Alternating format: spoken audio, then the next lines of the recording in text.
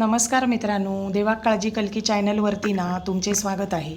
आज ना मी माळ रानावर गेले होते आणि तिथे काय बघते तर सगळे ना खूप कावळे जमा झालेले मला दिसले। मग मी विचार केला, चला आज त्यांना ना थोडे खाऊ घालूया।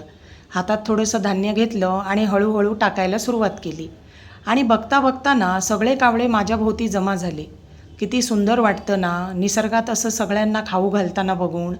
कावळा हा फक्त एक पक्षी नाही तर आपल्या संस्कृतीत त्याला खूप महत्त्व आहे।